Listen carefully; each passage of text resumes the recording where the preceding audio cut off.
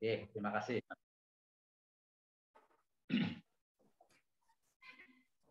Yang saya hormati senior kita, Bu Indah, Pak Dr. Istislam SHMU. Mudah-mudahan beliau segera profesor. Amin ya rabbal alamin. Amin ya rabbal alamin. Saya ikut senang kalau beliau ini jadi profesor. Nah, Bu Indah yang saya hormati, Bu Dr. Indah Dwi Kurbani yang saya hormati, Bu selaku admin. Nah, alhamdulillah, assalamualaikum warahmatullahi wabarakatuh. Terima kasih sudah berkenan hadir siang ini untuk menguji saudara Solahuddin. Nama Anda siapa yang betul? Solahuddin Al-Fatih. Injih, leres Prof. Solahuddin Al-Fatih. Solahuddin Al-Fatih yang siang ini akan ujian kualifikasi. Barangkali ada baiknya kita mulai dengan Bismillahirrahmanirrahim. Mas Solahuddin, Anda sehat? Agak pilek saja, Prof. Harus jelas ini, sehat apa enggak? Sehat, insya Allah siap, Prof. Kalau enggak sehat, boleh mengundurkan diri, kan ujian tahun depan kan bisa. Insya Allah sehat, Prof. Nah, harus tegas, nanti saya disangka ini para penguji tidak bertanggung jawab, penguji orang yang sedang sakit. Sehat, Prof. Alhamdulillah. Yang kedua, Anda siap untuk diuji? Insya Allah siap. Oke. Silakan Anda presentasikan sekitar 10 sampai 15 menit. Ya. Dari tulisan yang Anda buat itu. Silakan, Mas. Izin share screen ya, Prof. Baik. Bismillahirrahmanirrahim. Assalamualaikum warahmatullahi wabarakatuh. Bapak Ibu penguji, apakah suara saya terdengar jelas? Oke, cukup. Terima kasih. Pertama-tama saya sampaikan terima kasih kepada Bapak Ibu yang sudah berkenan menguji saya siang hari ini. Semoga dibalas oleh Allah dengan nikmat yang lebih melimpah. Kedua, saya mohon maaf kalau nanti seandainya agak noise atau mungkin ada suara-suara agak rame karena biasanya anak-anak agak rame juga gitu. Belum boleh ke kampus, jadi work from home. Bismillahirrahmanirrahim.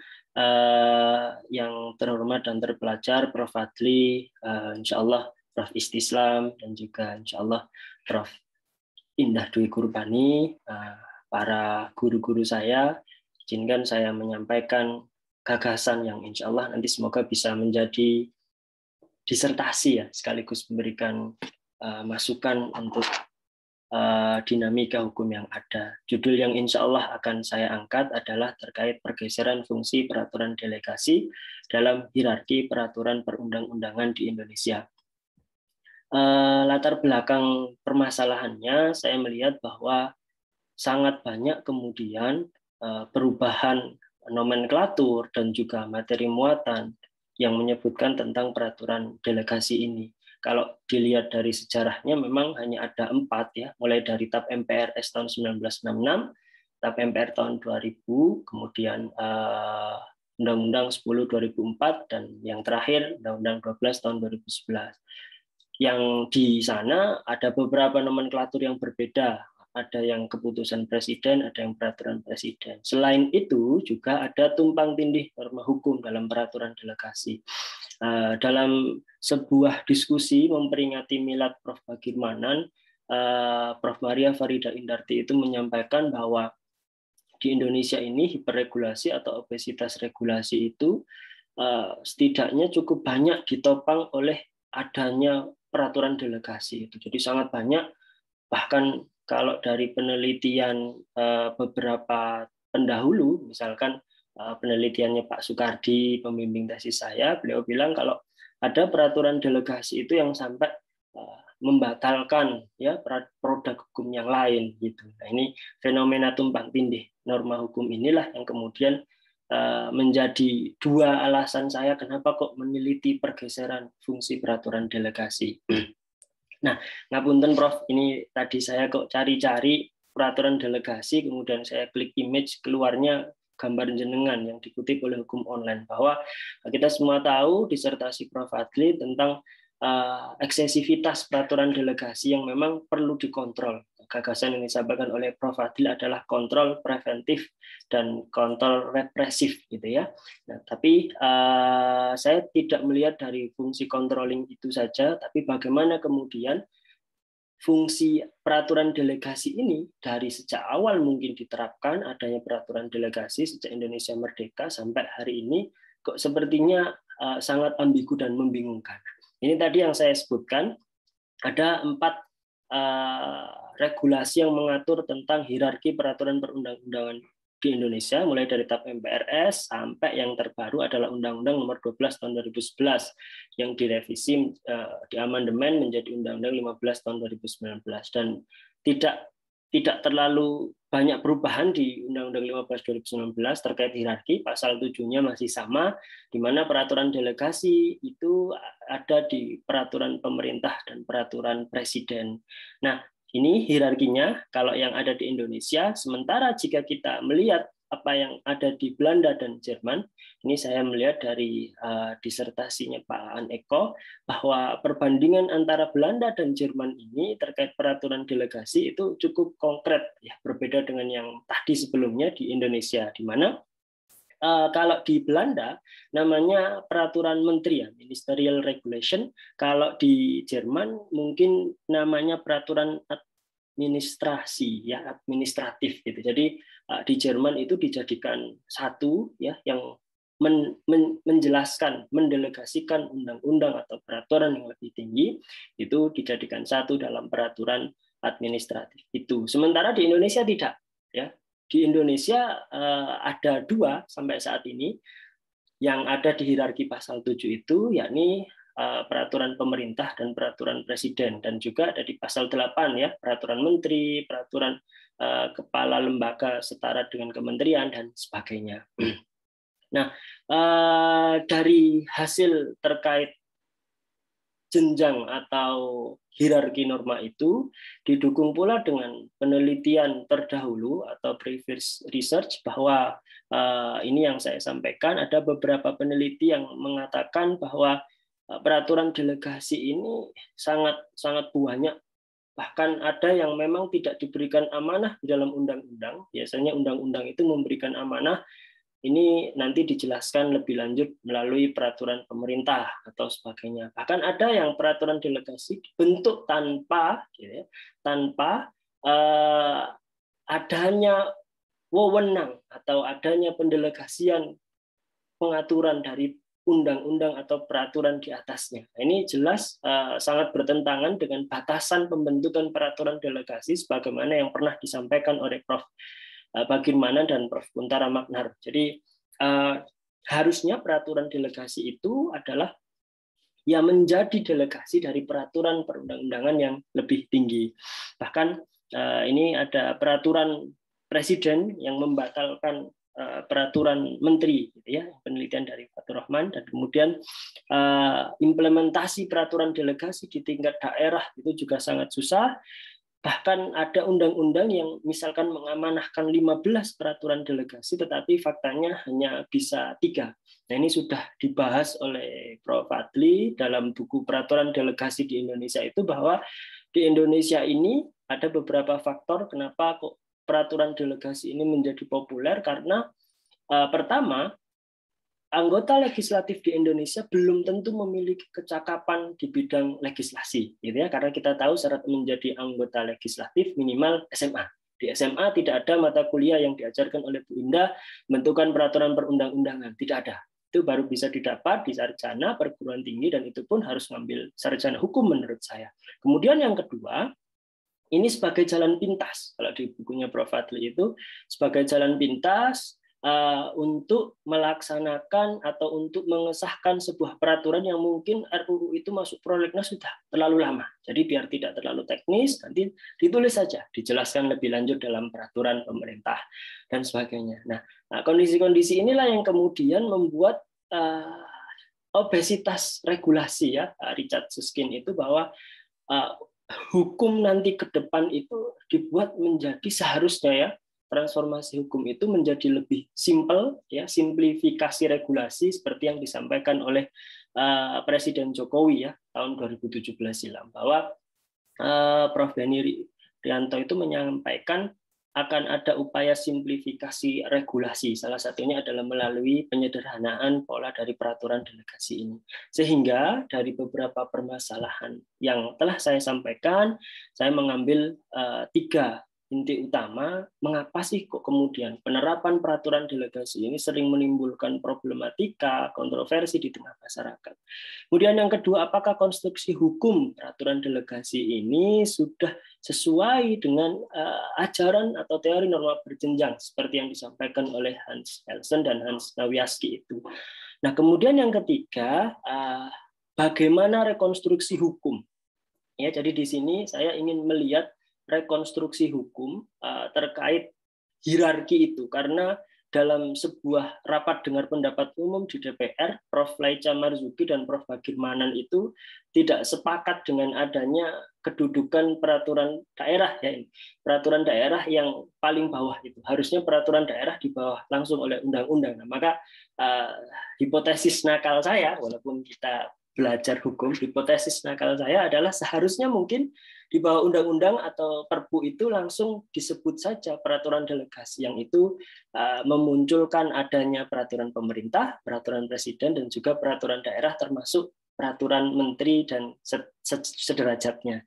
Nah, tujuan penulisan jelas mengidentifikasi problematika yang ada, menganalisis konstruksi hukum yang ada, dan juga merumuskan rekonstruksi bagaimana kemudian nanti yang ideal terkait hierarki peraturan perundang-undangan yang berpijak pada penguatan fungsi peraturan delegasi agar tidak terjadi obesitas regulasi. Kemudian manfaat penulisan ini insya Allah bermanfaat ya dalam perkembangan terutama pembentukan peraturan perundang-undangan, juga akan bermanfaat bagi para praktisi dan juga akademisi.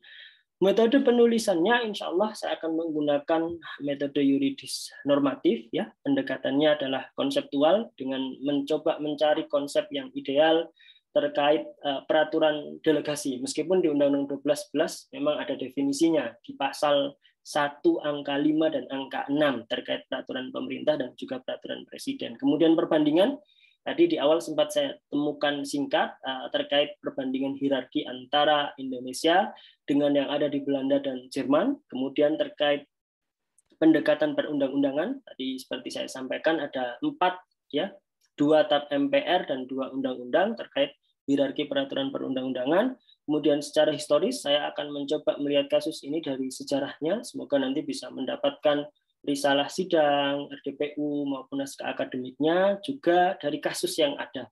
Nah, ini saya terbantu sekali dengan disertasinya Prof. Fadli, Prof. Yuliandri, dan juga Bu Fitriana Ahlan Syarif dari Universitas Indonesia. Jenis dan sumber hukumnya insya Allah ada primer, sekunder, dan tersier, tentu dari undang-undang dan TAP MPR, kemudian RDPU, risalah sidang, jurnal ilmiah, dan juga kamus hukum. Kemudian teknik pengumpulan data melalui studi literatur. Saya berharap semoga nanti tidak hanya studi literatur sih, karena saya lihat beberapa artikel Bu Indah di Google Scholar itu banyak yang juga melalui penelitian sosiolegal gitu ya. Nah, ini menarik, nanti saya mungkin bisa belajar banyak dengan Bu Indah, mungkin dengan wawancara atau mungkin dengan diskusi dan sebagainya. Dan teknik analisis datanya menggunakan preskriptif analitis. Bagaimana kemudian ada suatu teori, ada gagasan yang nanti dipreskripsi, semoga memberikan hasil yang lebih baik seperti obat bagi orang yang sakit. Kemudian yang terakhir, mungkin ini slide yang terakhir, kerangka teori dan konseptual yang insya Allah akan saya gunakan dalam penelitian disertasi saya. Yang pertama tentu adalah negara hukum, Rechtsstaat dan the rule of law, kemudian ada norma berjenjang, dan kemudian ada teori tentang peraturan delegasi dan rekonstruksi hukum. Untuk sementara terkait rekonstruksi hukum, saya gunakan disertasinya Prof. Rahmat Syafaat dan juga Prof. Teki. Kemudian untuk peraturan delegasi ada beberapa literatur cukup banyak, termasuk jurnal-jurnal ya dari India, dari Inggris, dari Nigeria, dan beberapa negara yang dalam praktiknya juga menggunakan peraturan delegasi dalam berhukum mereka. Mungkin ini yang bisa saya sampaikan. Mohon maaf jika ada kurang atau salahnya. Saya kembalikan kepada Prof. Fadli selaku moderator. Ngapunten. Assalamualaikum warahmatullahi wabarakatuh. Waalaikumsalam. Bisa ditutup, Mas? Waalaikumsalam warahmatullahi wabarakatuh.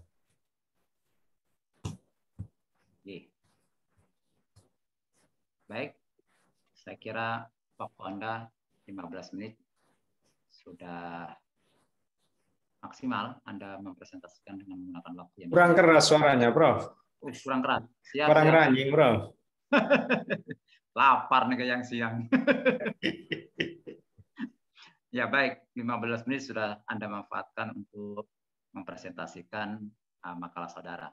Persilakan sebelumnya kepada ngapura Kak Tuan, kepada yang muda dulu. Dipersilakan Bu Indah Dwi Purbani atau Pak Tuan dulu, silakan. Oh, saya dulu ya Bu Indah. Silakan. Senior dulu, kita ngalah Bu Indah. Undang lari. Nah, mari. Baiklah, matur nuwun Pak Profesor Fadli. Assalamualaikum warahmatullahi wabarakatuh. Waalaikumsalam. Bapak Ibu yang saya hormati, Pak Solehuddin Al-Fatih yang berbahagia karena bahagia sudah maju ujian kualifikasi ini ya. Oke, ini ujian kualifikasi. Saya hanya ingin mengingatkan yang pertama ya Pak Solehuddin, bahwa ujian kualifikasi itu tidak menguji proposal. Nah, ujian kualifikasi itu adalah untuk menguji kemampuan mahasiswa setelah menempuh beberapa mata kuliah itu. Nah, mampu atau tidak, menguasai atau tidak, semua keilmuan atau bidang ilmu hukum, termasuk juga metode penelitiannya yang sudah dipelajari dan yang nantinya akan digunakan untuk menyusun satu disertasi. Nah, proposal atau draft proposal itu hanya digunakan sebagai acuan saja. Mungkin bagi kami sebagai penguji dan bagi Anda, bagaimana sih membuat suatu disertasi. Nah, itu nanti masuk di metode penelitiannya, kemudian teknik pembuatan disertasi sendiri. Sudah menguasai atau belum? Gitu, Pak Solehuddin. Jadi sebetulnya bukan, apalagi masuk ke substansi proposal. Nanti setelah ujian proposal, nah, Anda betul-betul diuji substansinya dari proposal tersebut. Nah, berdasarkan itu, saya ingin menanyakan saja, gitu ya. Mulai dari akhir, Anda mengatakan ada kerangka teoritik dan kerangka konseptual. Saya hanya ingin tanya ya, yang namanya kerangka teoritik atau kerangka konseptual itu apa sih? Terima kasih, Pak. Kebetulan saya itu suka baca itu YouTube yang PJJUB, jenengan biasanya ngisi di situ. Nah, di situ kalau saya lihat dari diskusi dan materi yang bentar, volume saya sudah tak keraskan ini. Iya. Oh, sudah. Iya, Pak. Sudah jelas, J. Sampun jelas. Iya, oke. Baik. Terima kasih, Pak. Jadi teori atau konsep itu merupakan sebuah landasan keilmuan yang memang dibutuhkan cara untuk mengukurnya. Apakah itu benar atau tidaknya, sehingga nanti dengan landasan itu sebuah gagasan itu bisa dipertanggungjawabkan. Oke. Pengertian teori dan konsep itu apa sih, Pak Solehuddin? Teori itu apa, konsep itu apa, lalu bedanya apa? Teori itu landasan. Kalau konsep itu gagasan. Nanti baca lagi nanti itu Oh ya. iya. Iya, Pak. Nah ini kualifikasi Pak Iya, iya, iya, Pak. Salahuddin. Kalau teori itu landasan, berarti landasan apa, Pancasila sebagai landasan berarti teori Pancasila gitu kan ya. Oh iya. Iya, Pak. Mohon Sama maaf, Pak. dengan rumah. Rumah adalah bebatuan yang disusun. Boleh juga. Rumah adalah tempat berteduh. Boleh juga. Macam-macam itu ya. Tapi tepatnya apa sih teori itu? Nah, bagaimana teori itu akan difungsikan sebagai landasan manakala tidak paham tentang pengertian dari teori itu sendiri dan khususnya bedanya dengan konsep. Nah, gitu nanti. Nah, karena ini sudah di tataran S3 ya. Jadi sebelum menulis disertasi sudah paham betul terhadap ya ini konsep-konsep, istilah-istilah yang digunakan di dalam, yang akan digunakan di dalam penyusunan disertasi Anda. Sehingga nanti ada pertanggungjawaban itu. Pertanggungjawaban konsep, pertanggungjawaban konseptual, pertanggungjawaban teoritis, pertanggungjawaban secara teoritis. Apanya? Pemikirannya. Dengan pertanggungjawaban konseptual, nah kita mulai dari judul, gitu ya. Kita sudah bertanggung jawab, artinya kita tahu betul tentang konsep yang digunakan secara keilmuan, agar kita tidak salah kaprah dalam menggunakan itu. Jangan sampai duduk manis lalu pokoknya menurut saya gitu, tidak pintar nanti. Tidak ada upaya untuk mencari pengertian dari konsep itu sendiri apa gitu kan ya. Nah, oleh karena itu kita butuh literatur itu, kita butuh belajar dari tulisan orang lain. Nah, ini kalau dihubungkan dengan yang bolak-balik Pak Salahuddin, mohon maaf gitu selalu bilang insya Allah. Saya juga akan menggunakan insya Allah juga dengan memahami pertanggungjawaban konseptual dan kita melacak, mengeksplor tentang pengertian konsep itu. Nah, kita akan dijauhkan dari sikap sombong. Untuk apa sombong? Toh kita juga belajar dari orang lain kok. Kan begitu ya, Pak Salahuddin. Nah, contoh misalnya tentang pergeseran fungsi. Yang dimaksud pergeseran itu apa sih? Bergeser. Bergeser sendiri, ya. Yang namanya bergeser apa? Lemari bergeser gitu ya. Walaupun sering kita gunakan itu istilah pergeseran paradigma. Kemudian waktu saya masih kuliah dulu ada tulisannya HTN itu ya. Siapa itu Pak Fadli, Pak Profesor Fadli yang hafal ini. Pergeseran kekuasaan eksekutif. Gimana, Bro? Pergeseran kekuasaan eksekutif. Pergeseran kekuasaan eksekutif. Ya, itu ngetop dulu tahun 80-an itu. Bintan Saragi apa gitu ya? Ismail Sunni. Ismail Sunni. Jadi terus ada dipakai pergeseran-pergeseran itu ya. Nah, maksud saya Pak Salahuddin jangan hanya niru. Tetapi sejak awal sudah paham apa yang dimaksudkan pergeseran itu. Kemudian fungsi misalnya. Ini satu konsep. Apa sih fungsi, bedanya fungsi dengan peran misalnya? Sehingga seorang mahasiswa yang mau menulis disertasi tingkatannya itu betul-betul dipikirkan secara matang itu. Jangan sampai menggunakan konsep-konsep yang sembarangan. Atau bahkan salah. Dalam arti salah kaprah gitu ya. Karena tidak sesuai dengan pengertian konsep yang sudah diakui oleh para pendahulu kita. Kecuali misalnya memang konsep itu yang misalnya berasal dari bahasa asing, kemudian di-Indonesiakan, lalu keluar dari pengertian konsep yang sesungguhnya itu. Itu bahasa Jawanya melenceng katanya. Nah, kita akan mengkritisi konsep itu. Padahal konsep itu digunakan di dalam ketentuan undang-undang gitu kan. Itu gunanya, Pak Solahuddin ya. Jadi Anda coba lagi bedakan antara apa itu teori dan apa itu konsep. Nah, Anda bisa melihat itu pertanggungjawaban konsep mulai dari judul itu ya. Pergeseran fungsi, peraturan delegasi dalam hierarki peraturan perundang-undangan di Indonesia. Nah, ada berapa konsep itu? Tergantung kepada Anda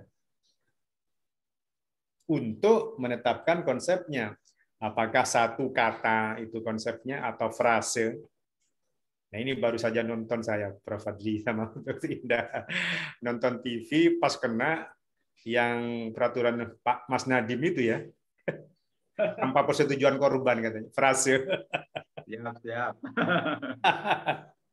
Itu loh, tanpa persetujuan korban. Jadi polemik gitu. Itu frase. Tapi konsep itu, Pak Solihuddin. Gara-gara itu. Gitu.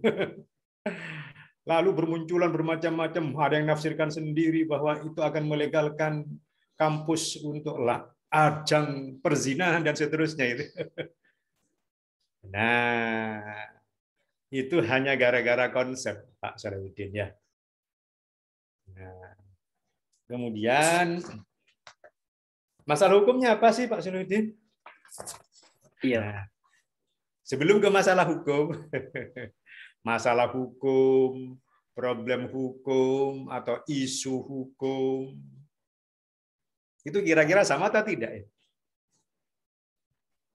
Berbeda kalau dilihat dari penggunaan metode penelitiannya. Tapi intinya sebenarnya sama menurut saya. Kenapa kok beda?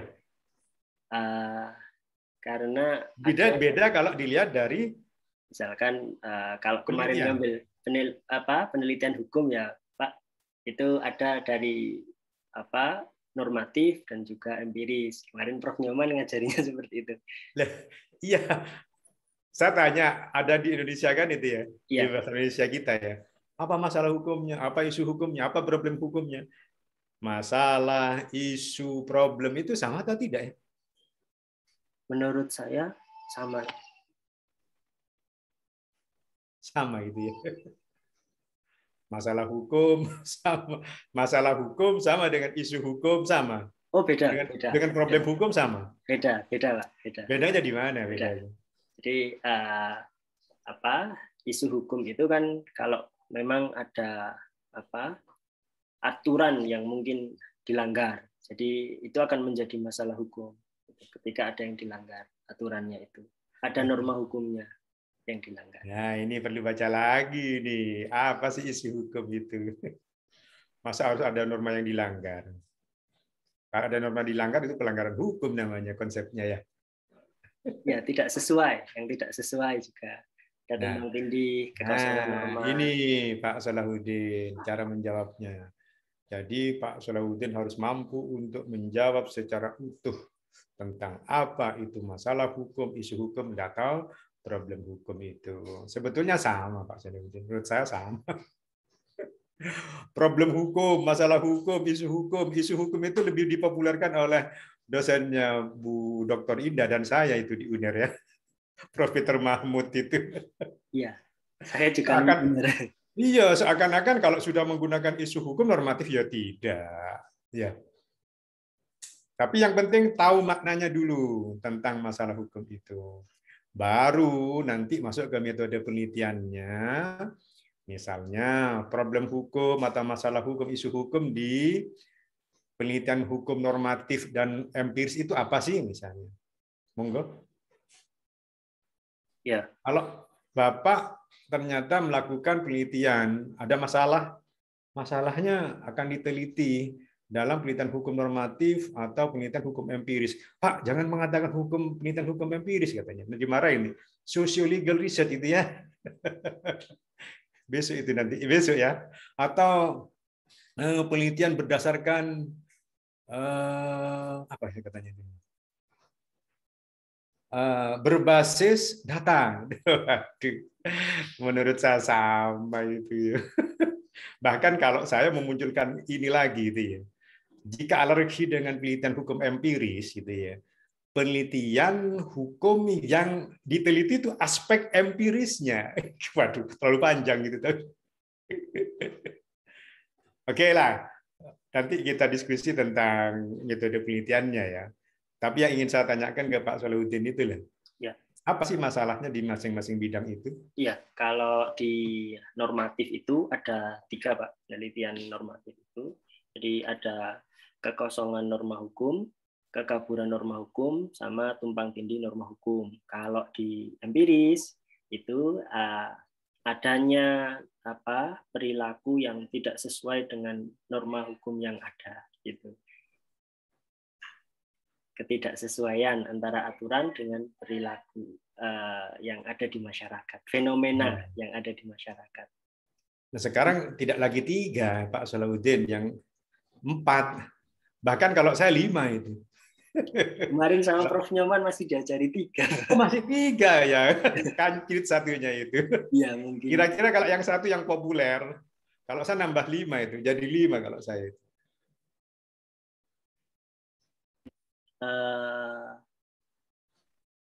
Ya, yang sering kali diungkapkan itu yang uncompletely norm itu loh, Pak Salahuddin. Pernah dengar? Pernah. Pak. Apa itu? Jadi norma hukum yang tidak utuh, tidak lengkap. Iya, norma hukum yang tidak lengkap. Iya, walaupun betul. pada dasarnya itu ya kosong ya. Iya, betul. Saya baru dengar ini, Pak. Ngapunten. Oh, baru dengar ini ya. Bahkan mau saya tanya itu. Nggak bisa. Apa bedanya antara norma hukum yang kosong dengan yang tidak lengkap? Oh, yang kosong dengan yang tidak lengkap. Kalau kosong itu ya tidak ada, belum ada sama sekali. Kalau tidak lengkap ada tapi nggak utuh, gitu, Pak. Nggak utuh kan juga kosong berarti. Tapi ada dikit-dikit, Pak. Itu. Nah, itu ada filosofisnya, Pak Salahuddin. Ya. Filosofisnya tidak lengkap itu menggunakan pendekatan teori sistem. Ya. Teori sistem. Sistem itu adalah keseluruhan dari satu kesatuan, ya, yang di dalamnya terdiri dari bagian-bagian yang satu sama lain itu berhubungan satu sama lain untuk mencapai suatu tujuan. Nah, kita ini sistem pendidikan secara umum besarnya bukan main, luasnya bukan main. Sekarang sistem kita ini loh, sistem penyelenggaraan ujian kualifikasi PDIH FHUB. Kita terdiri dari bagian-bagian, kita subsistem itu. Ada dosen pengujinya, saya, Bu Dr. Indah, kemudian ada Prof. Fadli, dan Anda sebagai mahasiswanya. Lalu ada adminnya. Subsistem yang lain itu adalah sarana dan prasarana. Dan tentunya banyak juga daya ya, ada lampunya. Kalau tidak, subsistem terganggu maka akan terganggu itu. Manusia, itu subsistem ini kita, ada kepala, ada dada, terus ke belakang, ke bawah itu ada kaki gitu ya. Tapi teori sistem mengatakan bahwa bagian-bagian ini berhubungan satu sama lain untuk mencapai satu tujuan. Nah itu. Kalau misalnya subsistem terganggu akan mengganggu yang lainnya. Tapi intensitas dan berat ringannya gangguan itu tergantung. Katakanlah manusia misalnya itu ya. Kalau hanya saya jalan kesandung kaki saya, nabrak ban mobil, misalnya ban mobil ya, paling aduh sakit tapi tetap saya jalan. Sistem saya masih tetap jalan. Tapi kalau sudah sakit gigi, Pak Salahuddin, subsistem gigi yang sakit, nggak bisa jalan saya itu. Pasti nangis dan seterusnya. Termasuk kita ini sistem ini. Manakala tidak ada Pak Salahuddin, nggak akan jadi ujian Pak Salahuddin. Berarti subsistem yang penting itu Pak Salahuddin, termasuk lampu. Daya ini, daya dari laptop kita masing-masing. Gitu ya. Begitu habis ya sudah. Tetapi kalau hanya yang kurang minumannya, tidak berpengaruh itu. Ayo sekarang, yang tempat saya kebetulan ini saya pas di ruang makan saya itu banyak minuman itu. Sehingga saya katakan lengkaplah saya itu. Nah, ini kalau dikaitkan dengan norma hukum yang tidak lengkap sama dengan itu gitu kan. Hanya kadang-kadang kalau kita tidak mengetahui maknanya, pokoknya menurut aku kurang ya sudah. Padahal yang kurang hanya kopinya gitu kan. Yang kurang hanya tehnya gitu kan. Apakah dengan kurangnya kopi itu lalu penyelenggaraan ujian kualifikasi tidak berjalan? Tetap jalan kok. Kalau tidak percaya, saya tidak minum kopi. Tapi manakala Profesor Dr. Muhammad Fadli, SHM HUM tidak hadir, tidak jadi itu. Nah, itulah sistem dalam kehidupan yang dimasukkan di dalam masalah norma yang tidak lengkap. Jadi kalau mau, wah ini nggak lengkap ini, pokoknya menurut saya nggak lengkap, hati-hati. Ya. Nah, hal-hal yang semacam itulah Pak Solahuddin yang perlu dikuasai dulu oleh Anda semua. Kalau masalah substansi itu sudah ada pakarnya ini. Pakarnya ada Prof. Fadli, ada Prof. Indah, calon ya. Tentang delegasi gitu kan, seterusnya gitu kan. Hanya saja ayo tunjukkan di mana masalah hukumnya, sehingga masalah hukumnya itu nanti akan diteliti. Nah, penelitian itu sebagai salah satu cara kok untuk mencari suatu kebenaran. Kalau memang yang dianggap salah itu ada dalam cara berpikirnya, misalnya terjadi kontradiksi indeterminis, apa artinya itu? Nggak tahu Pak. Nah, dicari di mana? Apakah dicari di perilaku? Ya nggak ketemu. Apa artinya kontradiksi indeterminis, Pak Solahuddin? Kontradiksi dalam arti, makna. Ya. Kontradiksi. Ya nanti saja lagi ya. Jadi dalam suatu ide, pendapat seseorang dibuat satu kalimat, satu proposisi, belum lagi ngomong masalah proposisi. Nah, terkandung suatu pertentangan di dalamnya. Nah, ini sering dilakukan dalam kehidupan sehari-hari. Dalam dunia ilmiah, termasuk ilmu hukum, tidak boleh itu terjadi. Begitu Pak Solahuddin. Jadi, nah untuk ujian kualifikasi, kita hanya menguji kemampuan Bapak Solahuddin. Nah, setelah Bapak menempuh semua mata kuliah itu termasuk filsafat itu ya. Nah, kemudian materi-materi hukum yang lain sampai kepada metode penelitiannya. Saya kira dari saya cukup, Prof. Fadli. Terima kasih. Assalamualaikum warahmatullahi wabarakatuh. Waalaikumsalam. Matur nuwun, Pak. Sami-sami. Saya kembalikan ke Prof. Fadli. Terpental mungkin ya, Prof. Fadli. Iya, Prof. Fadli terpental sepertinya, Prof. Unji, saya kontakkan beliau dulu. Iya, itu seperti tadi, ini subsisten utama. Jadi kalau Prof. Fadli nggak hadir, batal ujian. Batal. Itu sistem ini, Pak Solahuddin. Sebentar, saya WA telepon dulu beliau.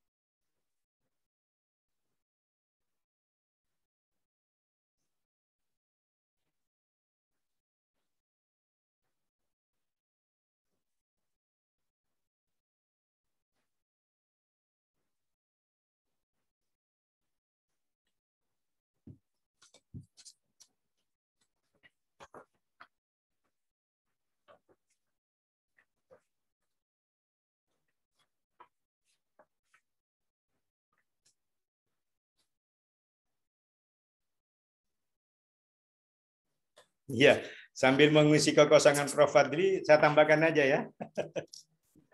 Siap. Ya, sekedap. Misalnya pertanyaan pertama, mengapa penerapan peraturan delegasi sering memunculkan kontroversi dan permasalahan di tengah masyarakat? Ini bisa diteliti ya melalui penelitian hukum normatif atau empiris? Empiris, Prof. Kenapa soalnya? Iya, karena masyarakat. Dan permasalahan di tengah masyarakat sudah jelas itu ya. Iya, betul. Apakah konstruksi hukum peraturan dalam hierarki peraturan undangan Indonesia sudah sesuai dengan ajaran norma berjenjang? Apakah ini pertanyaan penelitian? Bukan. Ya, nanti dirubah itu caranya, ya. Iya.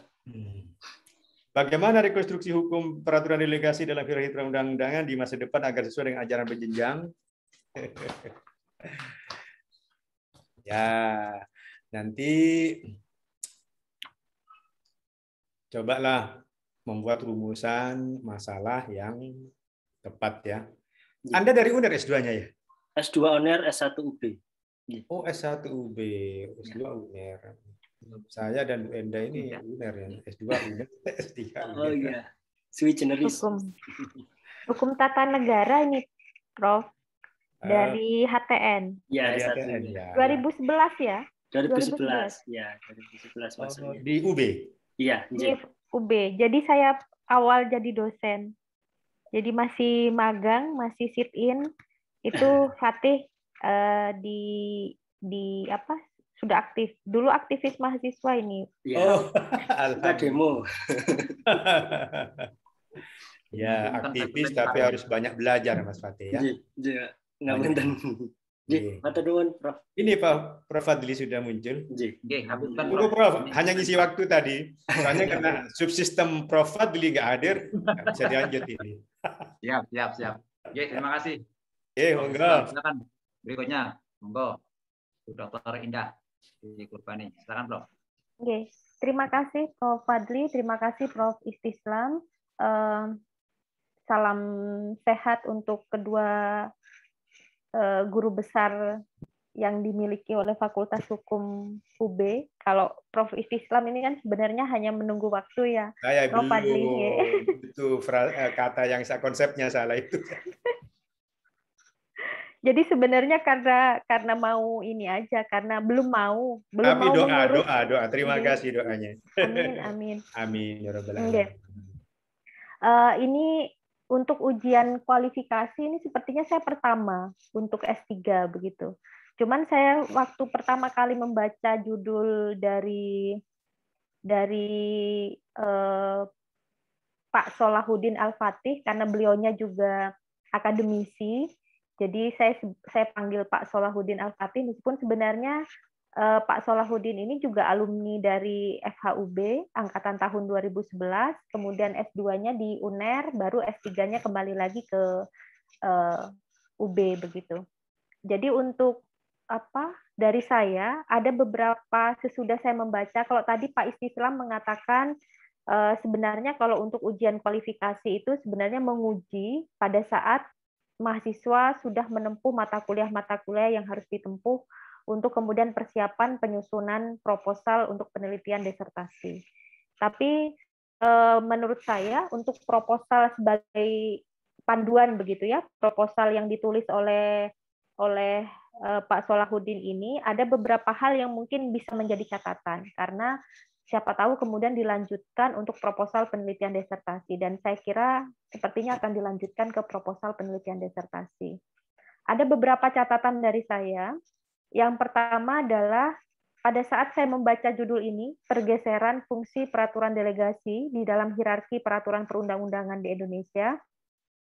Yang pertama adalah saya langsung ingat, tadi juga pada saat presentasi oleh Pak Solahuddin, jadi buku Prof Fadli di tahun 2011, terbitan UB Press edisi pertama dengan judul Peraturan Delegasi di Indonesia. Dan kemudian saya juga teringat disertasi beliau juga terkait dengan peraturan delegasi di Indonesia. Tadi juga sempat disinggung pada saat menceritakan orisinalitas penelitian begitu ya, sedikit tentang orisinalitas penelitian yang tadi dijelaskan oleh Pak Solahuddin. Kemudian yang kedua adalah yang menarik juga karena hanya berubah ya kalau bisa dikatakan. Judul buku dari Prof. Saldi Isra, Hakim Mahkamah Konstitusi saat ini, yang ditulis di tahun 2010 itu berjudul Pergeseran Fungsi Legislasi. Jadi kalau yang Pak Solahuddin adalah fungsi peraturan delegasi, maka untuk buku Prof. Saldi Isra adalah Pergeseran Fungsi Legislasi, terbitan Raja Wali Press tahun 2010, di mana kemudian kalau bisa saya katakan karena tadi menyambung pertanyaan dari Pak Istislam, yaitu terkait dengan apa sih sebenarnya isu hukumnya begitu, dengan judul Pergeseran Fungsi Peraturan Delegasi di dalam Hierarki Peraturan Perundang-undangan ini, peraturan perundang-undangan di Indonesia, dengan padahal kan sudah ada disertasi dan juga tulisan Prof. Fadli terkait dengan peraturan delegasi. Dan selanjutnya di buku Saldi Isra ini sebenarnya isu hukumnya kalau bisa saya katakan itu terkait dengan menguatnya model legislasi parlementer di dalam sistem presidensil Indonesia.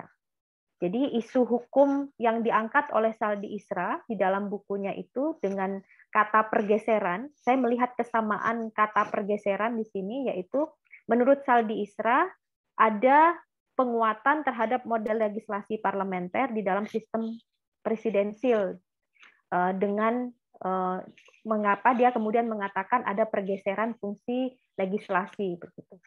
Nah, ini yang kemudian menjadi beberapa pertanyaan saya, pertanyaan awal ya untuk kalau bisa dikatakan ini istilahnya diskusi sesudah Pak Solahuddin menempuh mata kuliah umum atau mata kuliah yang harus ditempuh di S3. Kalau kita berangkat dari definisi delegasi, itu ada secara normatif di dalam Undang-Undang Nomor 30 Tahun 2014 tentang Administrasi Pemerintahan.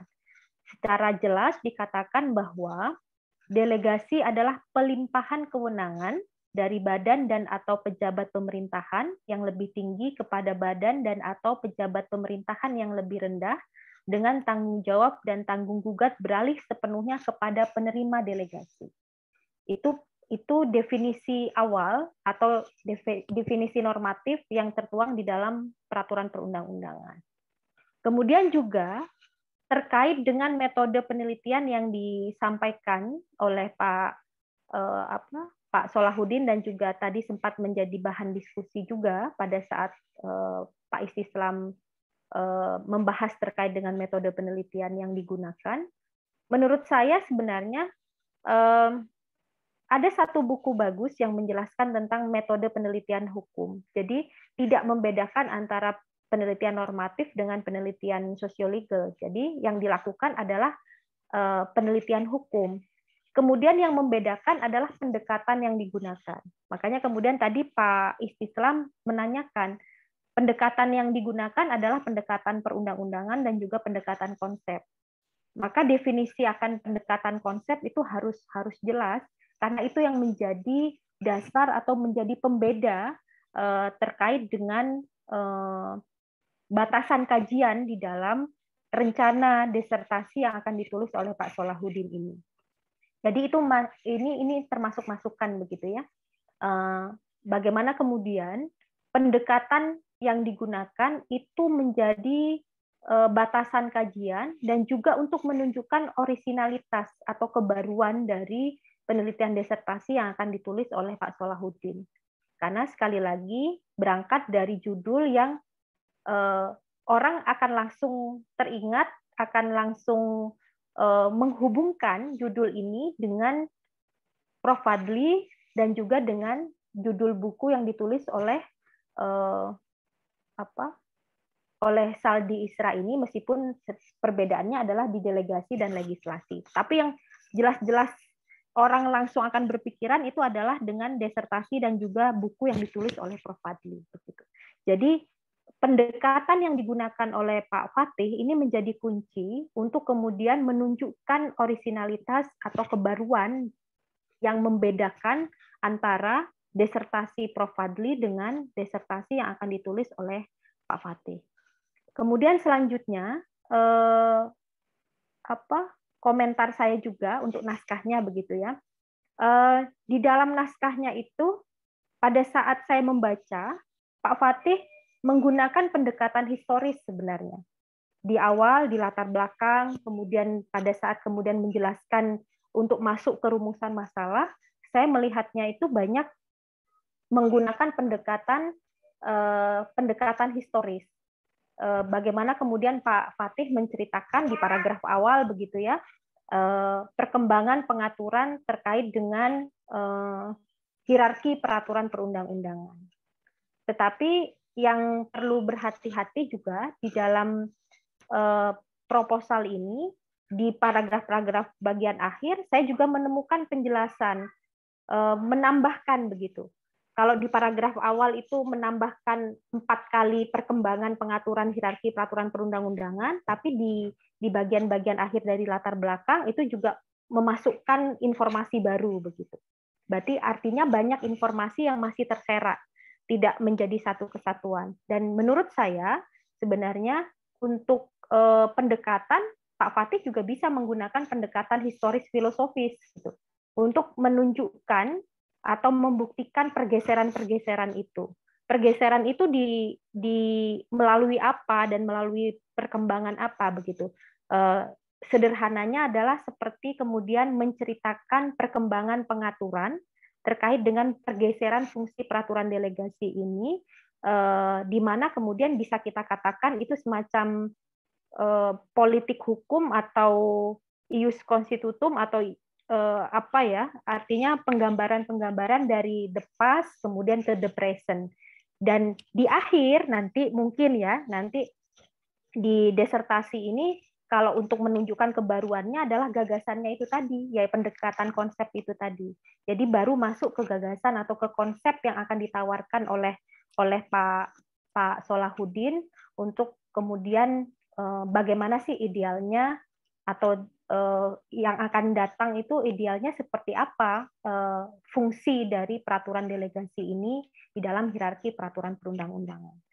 Dan yang belum saya temukan juga kebaruan atau yang tadi disinggung adalah obesitas dan kerancuan. Jadi bukti dari obesitas dan kerancuan, jadi kalimat pada saat Pak Fatih memasukkan kata obesitas dan kerancuan itu seharusnya juga menceritakan perkembangan peraturan perundang-undangan terbaru, yaitu dengan lahirnya Undang-Undang Cipta Kerja. Karena apa? Karena di dalam Undang-Undang Cipta Kerja itu juga menyinggung terkait dengan apa yang dimaksud dengan fungsi peraturan delegasi di dalam hierarki peraturan perundang-undangan. Ada beberapa persoalan yang sudah diangkat secara administrasi oleh beberapa mahasiswa, baik melalui tesis ataupun disertasi.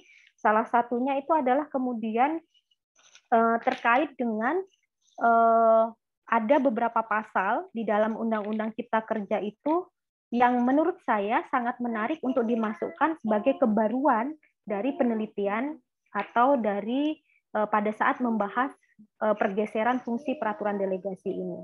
Salah satunya adalah di pasal 181 terkait dengan bagaimana eksekutif itu kemudian mereduksi kewenangan legislatif terkait dengan pembentukan peraturan perundang-undangan. Itu salah satu mungkin yang bisa dijadikan isu hukum. Itu masukan saya untuk materinya. Dan yang terakhir adalah ada 3 sih sebenarnya, yang 2 teknis. Yang terakhir kalau terkait dengan substansi adalah di kajian teori. Di kajian teori menurut saya masih sangat sederhana dalam tanda kutip. Kenapa saya katakan kajian teorinya masih sangat sederhana? Karena sifatnya masih umum begitu. Jadi kajian teorinya adalah bicara negara hukum. Pada saat kita bicara negara hukum, maka ada beberapa prinsip di dalam prinsip-prinsip negara hukum yang seharusnya ada prinsip utama di dalam prinsip-prinsip negara hukum itu yang menjadi titik tolak atau menjadi indikator begitu untuk melakukan penelaahan terhadap disertasi ini. Jadi tidak semua kemudian prinsip-prinsip negara hukum itu menurut saya dimasukkan. Mungkin prinsip pembagian kekuasaan atau pemisahan kekuasaan, kemudian prinsip konstitusionalitas, itu yang seharusnya itu langsung dimasukkan di dalam kajian teori.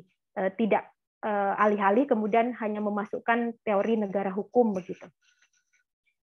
Dan sesudah saya membaca juga negara hukumnya sifatnya deskriptif gitu, hanya tidak langsung merujuk pada kebutuhan untuk menelaah dari isu terkait dengan pergeseran fungsi legislasi. Kemudian juga langsung masuk ke norma berjenjang, sesudah teori negara hukum langsung masuk ke norma berjenjang. Berikutnya langsung masuk yang ketiganya adalah peraturan delegasi. Kemudian baru ke rekonstruksi hukum. Jadi menurut saya untuk alur bagaimana kemudian menelaah atau sebagai alat uji untuk kajian teorinya, menurut saya masih sangat minimalis dan perlu diperdalam dan perlu diperluas. Dan menurut saya artinya Anda harus menemukan yang mana grand teorinya, begitu. Yang mana yang akan menjadi grand teori, mana yang akan menjadi middle teori, dan mana yang akan menjadi apply teori, begitu. Jadi karena kalau saya melihat di sini sifatnya belum menunjukkan sebagaimana teori-teori yang tadi saya sebutkan. Kemudian yang ada beberapa kata juga di dalam latar belakang yang menurut saya perlu pengembangan begitu untuk menunjukkan urgensi dan juga orisinalitas dari penelitian Anda untuk membedakan dengan apa yang tadi saya sampaikan, untuk membedakan dengan Prof. Fadli begitu. Jadi ada kata agak sedikit mereda begitu. Agak sedikit mereda itu kan bahasa pers, bahasa berita begitu. Lah harus didukung dengan kemudian apa yang dimaksud dengan mereda. Berarti sebelumnya itu panas atau sebelumnya itu kemudian terjadi persoalan. Lah itu yang belum diceritakan di latar belakang untuk menunjukkan urgensi penelitian Anda. Kemudian juga saya masih melihat ya ini karena sifatnya masih untuk apa ya istilahnya untuk menjadi pemantik begitu, pemantik diskusi. Jadi saya masih melihat beberapa tulisan yang ini sifatnya teknis gitu ya, yang typo, kemudian juga tidak konsisten di dalam penulisan-penulisan yang sebenarnya ini harusnya sudah selesai karena ini sudah level disertasi begitu, karena sudah berpengalaman menulis tesis dan juga skripsi. Itu mungkin untuk bahan diskusi kita pada atau istilahnya apa ya? Jadi karena ini ujian kualifikasi, jadi itu ada beberapa masukan, kemudian ada beberapa perbaikan yang harus dilakukan jika memang dan juga ada beberapa pendalaman yang harus dilakukan oleh Pak Fadli. Saya serahkan kembali kepada ketua majelis ya, atau ketua pimpinan sidang, pimpinan ujian begitu, kepada Prof. Fadli. Terima kasih. Ya, silakan Bu. Terima kasih Bu Dr. Indah. Ayo Mas Salahuddin, silakan ditanggapi masukan dari Bu Dr. Ya, terima kasih Bu Indah. Kalau saya mencatat ada 10 ini yang perlu segera saya respon. Terima kasih. Mohon izin menjawab, Prof. Bu Indah. Nah, yang pertama terkait perbedaan antara disertasi dan tulisan yang ditulis oleh Prof. Fadli dengan Prof. Saldi Isra. Nah, kalau Prof. Fadli itu mengamati terkait potret eksesivitas peraturan delegasi, saya melihat pada bagaimana kemudian fungsi dari peraturan delegasi itu dari tahun ke tahun itu bergeser, gitu ya. Mungkin kalau bercermin dari disertasinya Prof. Martita itu ada kemudian putusan MK yang menjadi hukum. Peraturan delegasi sekarang itu sudah seperti itu. Ini hipotesis saya ya. Nanti semoga bisa ditemukan dengan data dan penelitian lanjutan. Jadi peraturan delegasi itu sudah sudah keluar dari fitahnya gitu ya. Yang awalnya memang harusnya menjelaskan apa yang ada di dalam undang-undang gitu. Nah, yang ditulis oleh Prof. Fadli adalah bagaimana kemudian cara mengontrolnya. Eksesivitas itu dikontrol. Kalau di tulisannya Prof. Fadli melalui kontrol preventif dan represif, ya, bisa melalui pengadilan ataupun parlemen sebagaimana yang ada di Inggris dan di India. Nah, kalau saya melihat pada pergeseran fungsinya, gitu. Nah, pergeseran fungsi itu tadi kemudian memang betul saya harus jujur dan memang kaidahnya seorang akademisi seperti itu. Saya terinspirasi dari tulisan dan karya besar dari Prof. Fadli dan Prof. Saldi Isra itu. Nah, kalau goal besarnya adalah saya ingin ada rekonstruksi hierarki itu karena melihat fungsinya yang sudah tidak mungkin untuk hari ini sudah sangat berbahaya mungkin ya dalam dinamika pembentukan peraturan perundang-undangan. Nah, kalau Prof. Saldi Isra adalah melihat adanya penguatan legislasi, pembuatan legislasi dari dulu ke sekarang sangat kuat misalkan, saya melihat justru adanya peraturan delegasi yang sekarang itu bisa melemahkan fungsi legislasinya di DPR. Maka saya berkeinginan melalui penelitian ini nanti ada rekonstruksi hierarki itu, simplifikasi kalau bahasa Prof. Beni itu seperti itu. Nah, jadi disitulah yang menurut saya ada novelty, originalitas dan kebaruan dari penelitian yang akan saya tulis. Semoga nanti berjalannya lancar dengan didukung oleh tadi beberapa masukan. Kemudian yang kedua, ngapunten, Ibu Indah ingin menyebutkan buku Mad Pen yang bagus. Nah, sepertinya tadi lupa belum disampaikan, nanti mungkin saya bisa minta izin nama buku Mad Pen-nya karena beberapa saya juga ada dari dalam dan luar negeri. Kalau dari luar biasanya saya unduh PDF-nya. Tadi sepertinya terjeda karena masuk ke poin yang ketiga. Tadi sempat menyampaikan ada buku Mad Pen bagus. Nanti saya rekomendasikan. Kemudian terkait yang ketiga adalah pendekatan penulisan. Ya, betul. Jadi sangat penting sekali, Bu. Saya mohon maaf. Memang sepertinya nanti saya akan tertarik untuk menggunakan pendekatan historis filosofis, melihat secara filosofis mungkin politik hukumnya kenapa kemudian dulu peraturan delegasi hanya disebut sebagai keputusan presiden misalkan, kemudian sekarang kenapa menjadi peraturan presiden misalkan. Itu nanti menarik topik kajian tentang itu. Kemudian gagasan konseptualnya juga saya rasa benar, insya Allah akan saya perbaiki, semoga bisa. Jadi kalau saya tidak sanggup, mohon bantuannya dari Bu Indah dan Bapak penguji semua. Kemudian yang keenam terkait obesitas regulasi. Nah, ini memang betul saya terlupa sekali. Saya tadi itu sudah sempat sebelum ujian ini membuka JDI hanya setnek. Ketika mau saya akses itu ternyata not found semua. Jadi dari tahun awal sampai tahun 2021 ketika saya ingin lihat undang-undang, PP, Kepres dan sebagainya itu not found.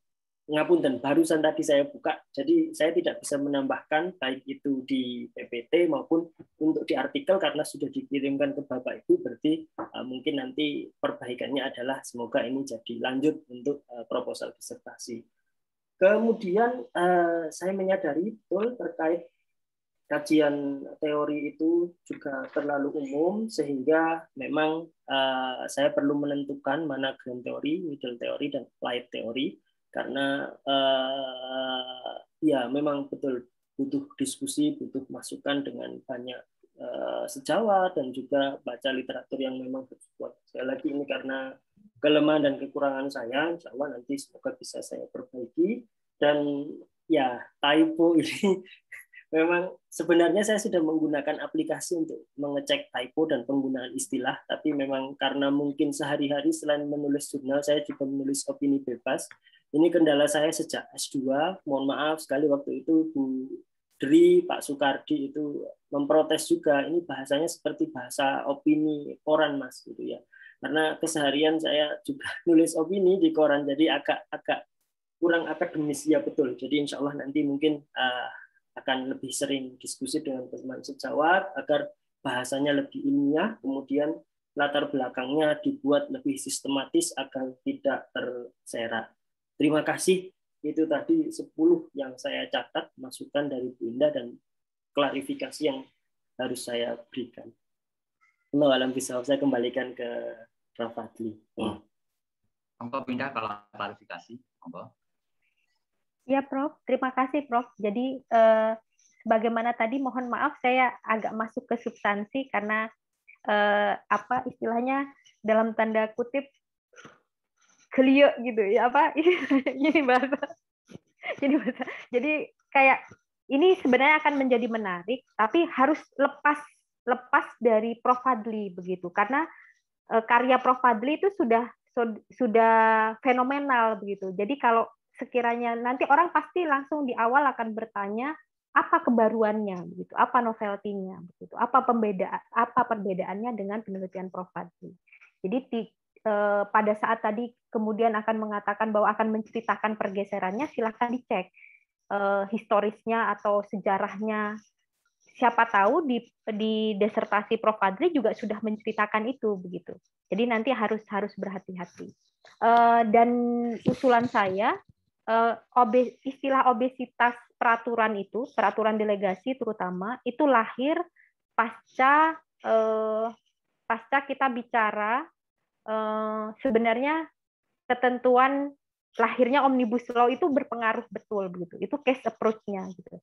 Banyak PP, banyak peraturan menteri yang kemudian bertentangan dengan peraturan perundang-undangan di atasnya gitu. Itu juga bisa menjadi latar belakang gitu ya untuk penambahan latar belakang. Jadi tidak hanya bicara sejarah ansih gitu.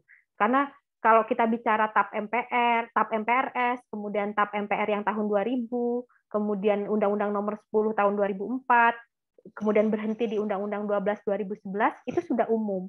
Untuk tulisan-tulisan mahasiswa yang selevel skripsi juga sudah banyak pada saat dia bicara tentang ilmu perundang-undangan begitu ya. Untuk skripsi yang bicara pembahasan atau tesis yang bicara pembahasan peraturan perundang-undangan. Itu mungkin nanti apalagi Anda sudah terbiasa menulis ini ya, menulis isu-isu terkini, isu-isu hukum melalui opini begitu. Menurut saya malah lebih enak nanti menariknya begitu. Jadi lebih update begitu ya.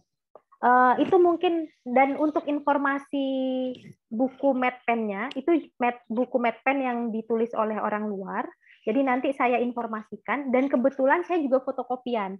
Jadi mohon maaf nanti terkena haki, kita orang hukum tapi terkena haki begitu.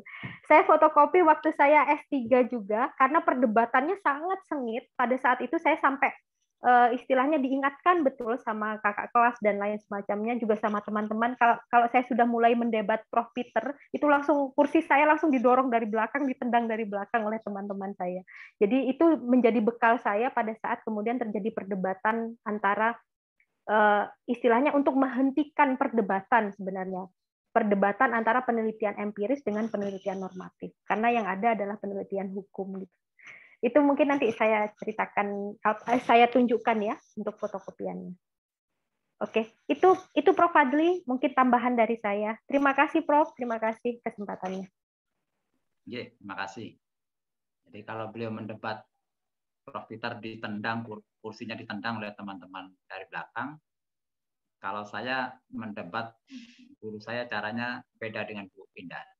Jadi Bu Indah ditendang dari belakang, saya buatkan slide untuk ngajar guru saya waktu itu karena masih belum ada komputer seperti ini. Dosen saya, Bu, saya buatkan slide. Slide-nya saya buat bagus gitu. Terus saya serahkan tepat pada hari ulang tahunnya. Nangis itu. Ini untuk saya. Ini untuk saya. Saya buatkan yang bagus gitu, yang kira-kira menarik slide-nya itu saya nangis. Ini untuk saya. Kalau Pak Peter mungkin tidak nangis, oh tambah nggak lulus nanti. Kalau beliau saya buatkan slide itu Bu Indah ya, zaman dulu kan pakai HP pasti kan, saya serahkan, mohon maaf Ibu, semoga berkenan. Beliau nangis itu Bu Indah. Ini untuk siapa? Untuk panjenengan Bu. Sekarang kan ulang tahun Ibu. Lupa dia kalau ulang tahun. Langsung nangis itu. Untuk saya ini ya, seneng dia Bu Indah. Lah masa ngajar S3 ditulis tak pakai tangan, ya tulisan tangannya kan gitulah ya. Jadi saya ketik, saya buat bagus gitu, seneng. Berarti di Unpad itu ya, Prof? Oke, di Unpad saya. Tidak di FHUB ya, Prof? Buatan. Saya buat seperti itu. Ya, hitung-hitung lah. Sekaligus berbakti membuatkan itu kan saya ongkoskan kepada yang ahli gitu waktu itu, Bu, warnanya saya buat sesuai dengan seorang wanita yang sudah sepuh gitu kan, supaya beliau tertarik. Mas Fatih ya. Oke, saya tanya beberapa hal Mas Fatih. Kalau Mas Fatih tahunya delegasi ini dari mana, Mas? Peraturan delegasi ini dari mana? Dari Belanda, Bro. Asalnya dari Belanda ya? Iya, Bro. Nah, Anda cari lagi itu ya. Cari lagi asal muasal.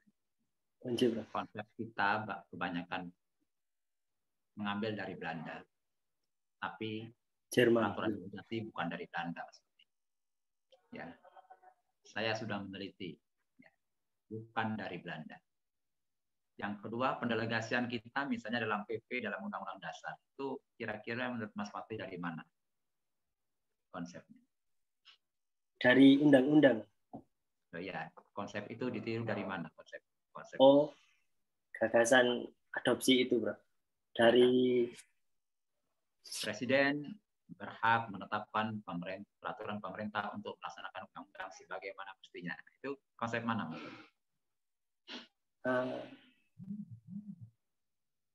Dari Belanda juga, Bro. Nanti dicek lagi ya. Iya, itu ada dua pendapat. Jadi, pendapat pertama yang lebih kuat itu bukan dari Belanda. Ada yang berpendapat itu konsep Belanda, tapi saya ngecek model delegasinya, Prof. Bakir juga sama, mengatakan siapa lagi ada seorang profesor mengatakan juga sama, model pendelegasian kita itu delegasi terbuka, Mas Fatih, istilahnya kurang lebih begitu. Itu bukan dari Belanda, Mas. Itu model meniru model Prancis. Oh, model Belanda tidak seperti itu. Itu Mas Fatih ya. Jadi Anda perhatikan baik-baik, alami dulu. Pak Dr. sudah memberikan saran yang sangat bagus, Anda ketahui konsepnya. Diperhatikan baik-baik saran dari para dosen yang sudah senior dan expert di bidang. Dan juga 10 poin dari Bu Dr. Indah itu bagus untuk meningkatkan mutu dari tulisan Anda.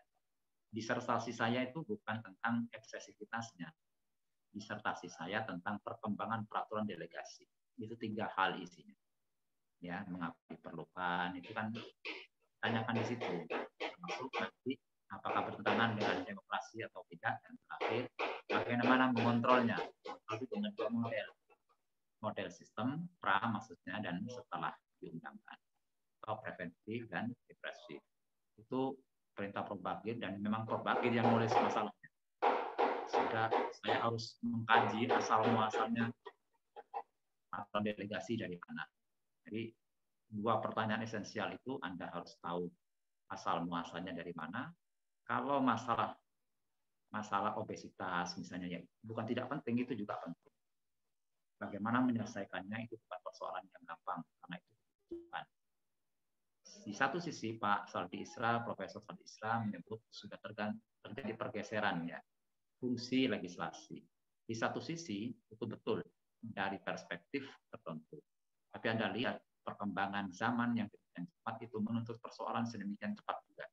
Kalau diserahkan semua kepada DPR, kapasitas DPR sekarang tiap tahun makin menurun. Dulu 20-an undang-undang, sekarang beberapa tahun terakhir, 5 tahun terakhir ini hanya sekitar belasan saja. Berkisar 15 sampai. Padahal masih ada 380-an peraturan perundang-undangan peninggalan kolonial. Nggak imbang. Ini persoalan yang tidak gampang. Jadi saran Bu Indah, Dr. Indah Kurbani dan Prof. Islam itu betul-betul bagus. Anda pertimbangkan sebagus-bagusnya dengan perbaikan proposal. Saya kira demikian. Mungkin ada yang akan disampaikan oleh senior kita, Profesor Islam. Monggo, silakan Prof. Atau Bu Dr. Indah, monggo, silakan kalau ada yang akan disampaikan. Ada tambahan saja, Prof. Fadli. Nah, untuk Pak Solahuddin Al-Fatih, biar tidak bingung ya, kita tetap berpegang kepada kaidah ilmiah, kaidah ilmu pengetahuan bahwa perbedaan pendapat itu wajar. Berbeda pendapat dengan teman, dengan gurunya sekalipun juga wajar, gitu ya. Makanya dalam Islam ada aliran-aliran, Prof. Waduh. Ada Syafi'i, ada Hanafi, dan seterusnya. Itu wajar kok, apalagi di ilmu pengetahuan. Yang penting narasional, ada argumentasinya, argumentasi ilmiahnya. Dan satu hal yang saya ketahui bahwa ilmu pengetahuan berkembang justru karena adanya perbedaan pendapat. Jika semua mengamini, lalu pemahaman menjadi ideologi, maka ilmu pengetahuan akan berhenti. Itu catatan bekal untuk Pak Salahuddin dari saya. Terima kasih. Wassalamualaikum warahmatullahi wabarakatuh. Waalaikumsalam. Matur nuwun sangat, Prof. Dr. Indah, monggo kalau Anda. Dari saya cukup, Prof. Terima kasih untuk ujiannya pada siang hari ini.